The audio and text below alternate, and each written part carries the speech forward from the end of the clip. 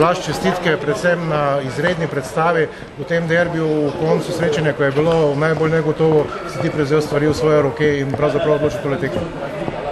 Ja, pač na koncu se je to tako pokazalo, vendar mislim, da grejo zahvala celi ekipi, pač na koncu sem jaz prevzel odgovornost, bil je že čas, zdaj je bilo nekaj slabših partij, mislim, da od cele ekipe in so že praktično vsi že malce začeli odpisovati, vendar smo se dogovorili, da pred to tekmo pač pustimo srce na parketu, vedeli smo, da bo peklena atmosfera, naših gledalcev je bilo ogromno, neki ljudi je prišli spolzele in mislim, da je lokalni derbi pač upravičil svoj naslov.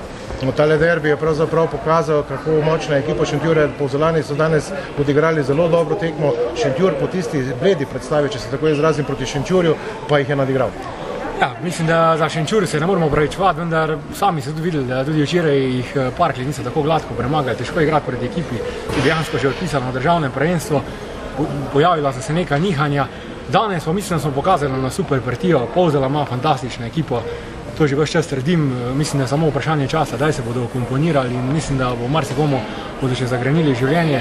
Mi smo naredili fantastičen posel, z njimi imamo zdaj 2-0, bežimo jim 4 zmage, tako da mislim, da v 10 kolih nas bodo oni težko ujeli. Zdaj se pač moramo osredotočiti pač na preostale tekme, ki prihajajo in mislim, da mora biti Hruševec neosvojljiva trdnjava za vse in da tu točke ne smejo bežati. Blaž, 7 zmag v dosedanjem delu sezone nekako, če se tako izrazim, se odpirajo vrata Lige za prvaka.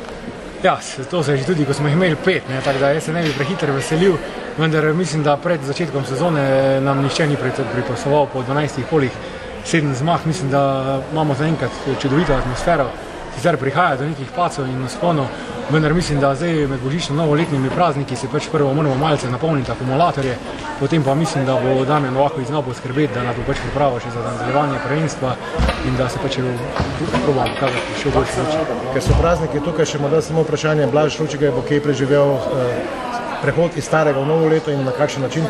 Ja, imam enega otroka doma, tako da bom se te proste dneve izkoristil, da bomo čim več družina. Ob tej priložnosti bo vsem gledalcem in gledalkam zaželel srečno in pa zdravo, uspešno novo leto ter vesel Božič.